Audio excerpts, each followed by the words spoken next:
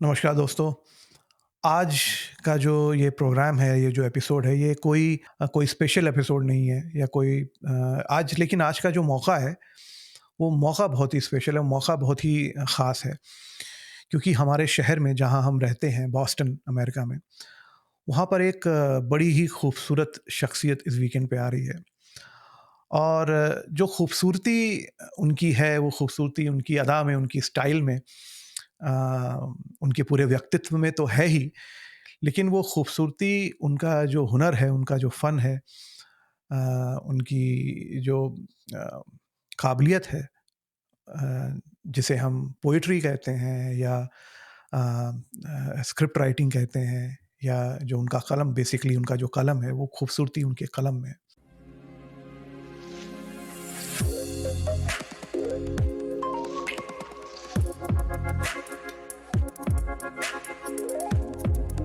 जी हाँ, जावेद अख्तर साहब हमारे शहर में आ रहे हैं, बॉस्टन में। अ, उनका एक मुशायरा है कल, और उसमें हम लोग जाएँगे और हमें उनको सुनने का मौका मिलेगा, हमें उनको देखने का मौका मिलेगा, और अगर हमारी किस्मत अच्छी रही तो हो सकता है कि हमें उनसे रूबरू होने का भी मौका मिल जाए। मैं और मेरी जो को-होस्ट हैं, को-फाउंडर हैं पश्चिम प्रोजेक्ट की, सुनैना, हम लोग ने सोचा क्यों ना उनके लिए एक छोटा-सा ट्रिब्यूट हम रिकॉर्ड करें अपनी ऑडियंस के लिए।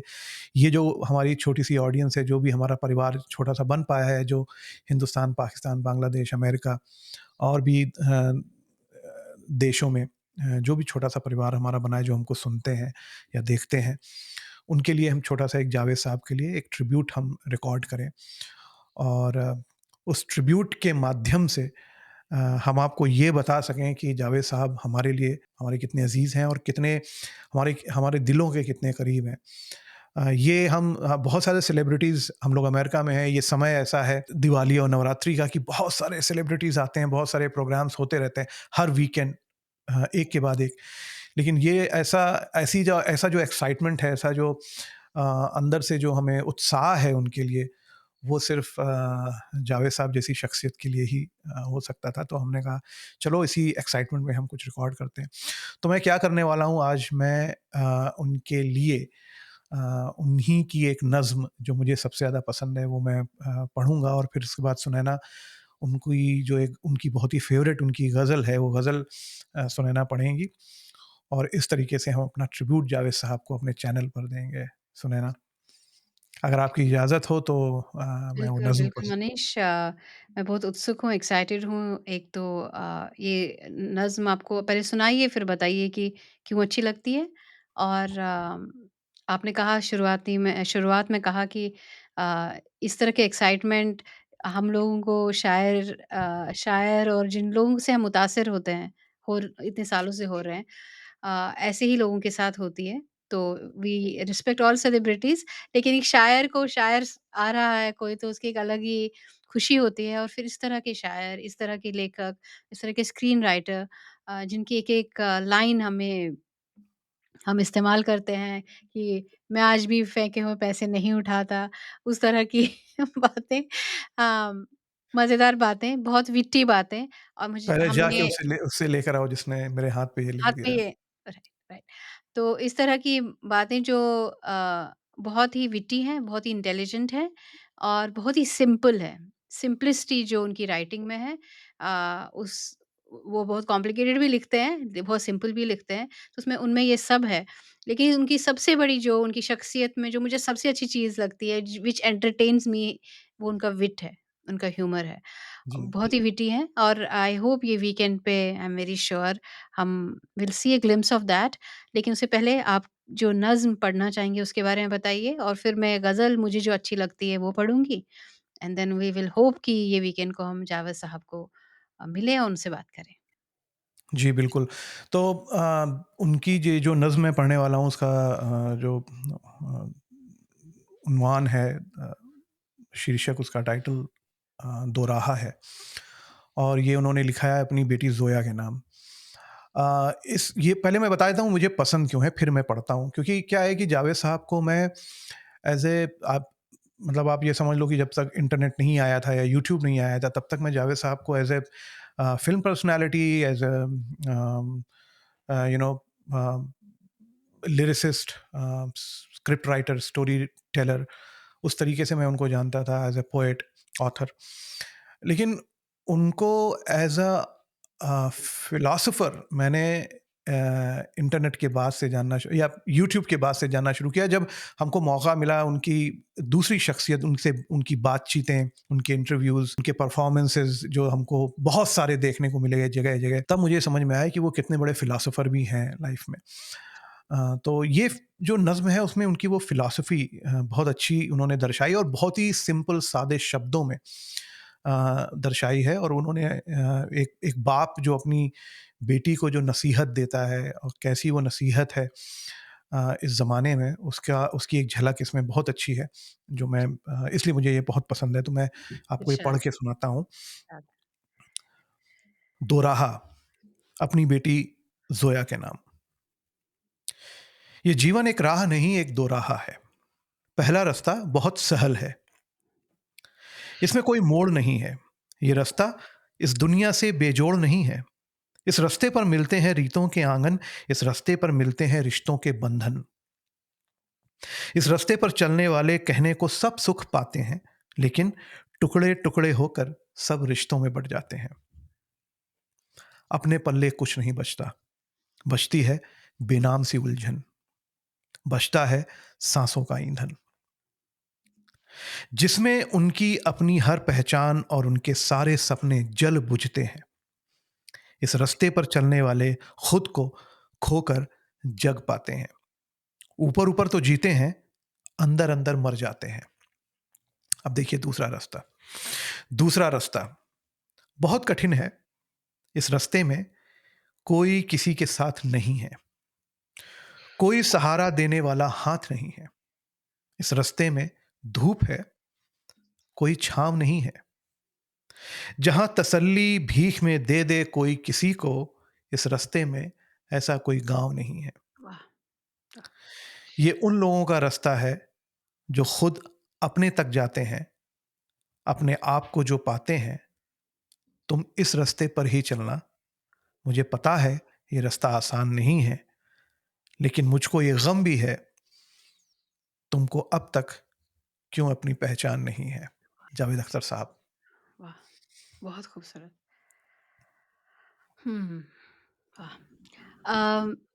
आई थिंक वो जैसे हम कहते हैं ना मैट्रिक्स मूवी में इधर जाएँ या उधर जाएँ, क्योंकि वो रेड पिल, ब्लू पिल और जो डिलेमा हमेशा इंसान को रहता है और शॉर्टकट्स से लगता है कि शॉर्टकट ले लें, कभी-कभी शॉर्टकट इज़ नॉट एथिकल। तो ये 2 राहें हमेशा ज़िंदगी में चलते रहेंगे, कभी सीधा रास्ता होता नहीं है। तो उस दोराहे पर आपको क्या करना चाहिए? क्या सोचना चाहिए? वो एक लाइफ लेसन एक कविता के रूप में उन्होंने छोड़ा है, बहुत सुंदर है।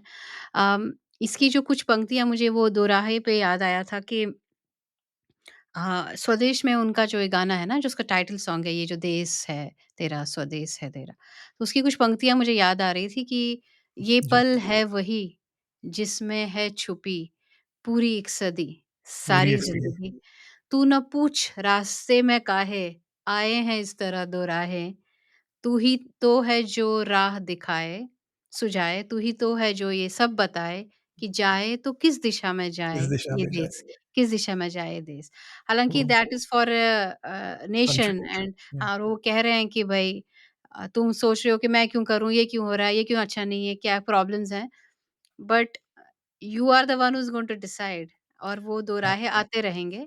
उसको क्वेश्चन मत करो बिकॉज़ दैट इज़ लाइफ। अ, उसमें एक पंक्ति मुझे अभी वो याद नहीं है पर कि अपने हाथ में कुछ लगता नहीं है, हम बँट जाते हैं।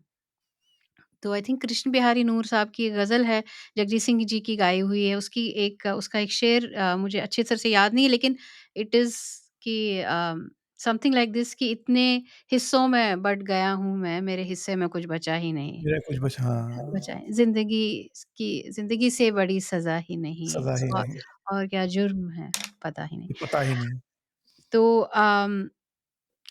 मेरी जो गज़ल मैं जावेद साहब की किताब से ही है उनकी जो किताब है लावा उससे है और गज़ल उन्होंने गज़लें जो लिखी हैं वो शायद थोड़ी कम हैं, क्योंकि इतने जी, ही अच्छे गीत भी लिखे हैं, इतनी अच्छी नज़्में भी लिखी हैं और इतना अच्छा वो बोलते हैं, इतनी समझदारी से बोलते हैं और इतना I think humour is what Carey's him forward. ये मुझे थोड़ी-सी इसलिए अच्छी लगती है, अगेन आसान है, यूनिवर्सल है, आसान है तो जल्दी अंदर उतर जाती है, लेयर्ड है तो बहुत देर तक आपके अंदर रहती भी है। जी, तो गज़ल है कि ये दुनिया तुमको रास आए तो कहना, ये दुनिया तुमको रास आए, तुम्हें लग रहा है कि तुम कुछ महान हो शायद, it will work for you. ये दुनिया तुमको रास आए तो कहना, न सर पत्थर से टकराए तो कहना, न सर पत्थर से टकराए तो कहना, ये गुल कागज़ है, ये ज़ेवर है पीतल। ये गुल कागज़ हैं, ये ज़ेवर है पीतल, समझ में जब ये आए तो तो कहना, कहना, क्या बात समझ है! में जब ये आए तो कहना, बहुत खुश हो कि उसने कुछ कहा है, बहुत कुछ खुश हो कि उसने कुछ कहा है, ना कहकर वो मुकर जाए तो कहना, ना कहकर वो मुकर जाए तो कहना, बहल जाओगे तुम गम सुन के मेरे, बहल जाओगे तुम गम सुन के मेरे, कभी दिल गम से घबराए तो कहना, कभी दिल गम से घबराए तो कहना, धुआँ जो कुछ घरों से उठ रहा, ये आखिरी शेर है, कि धुआँ जो कुछ घरों से उठ रहा है, उनके अंदर का सोशलिस्ट आ ही जाता है गज़लों में। ये शेर कुछ वहीं हमें लेके जा रहा है कि धुआँ जो कुछ घरों से उठ रहा है, न पूरे शहर पर छाए तो कहना, न पूरे शहर पे छाए तो कहना, ये दुनिया तुमको रास आए तो कहना, न सर पत्थर से टकराए तो कहना, तो कहना। क्या बात है, क्या बात है! एक तो चीज़ मैं इसमें मैंने जो नोटिस करी कि इसमें कई सारे शेर मेरे ख़्याल से सामने के शेर थे। तो दोस्तों अगर आपको नहीं मालूम है कि सामने के शेर क्या होते हैं, तो आप हमारा जो ट्यूटोरियल है गज़ल राइटिंग का उसको देखिए तो आपको समझ में आ जाएगा कि सामने का शेर क्या होता है। तो उनकी जो ये गज़ल मैंने पढ़ी तो उसमें मुझे कहीं-कहीं एक हम ख़याली जो शायरों की होती है ना, तो कैफ़ी साहब का जो गीत है ना कि दुनिया अगर मिल भी जाए तो क्या जी। है? कहीं न कहीं उसकी भी एक झलकी दिखी तो अ, फिर से वही बात कि जावेद साहब आ रहे हैं और मुझे लगता है हम कोशिश करेंगे मिलने की, पर बात मिलने की नहीं है। जो मुझे ओशो की वो बात याद आती है कि किसी का कल शायर किसी शायर का कलाम अच्छा लगे तो उससे मिलने मत जाना। तो शायर या फिर किसी आर्टिस्ट का कुछ आर्टिस्ट्री अगर अच्छी लगती है, तो हम हमेशा वो एक अ, समझते हैं कि इंसान और उनकी लेखनी में फ़र्क है। लेकिन फिर भी Javed sahab has inspired us, we love his personality, we love his wit, we love his writing, whether it's screen writing हो या कविताएँ हों या नज़्में हों, ग़ज़लें हों। तो एक छोटा-सा ट्रिब्यूट उनको and welcome to Boston Javed साहब and thank you for being Javed साहब। या एंड अगेन मेरी तरफ से भी आपका बहुत-बहुत इस्तकबाल है, आपका वेलकम है और thank you for being awesome.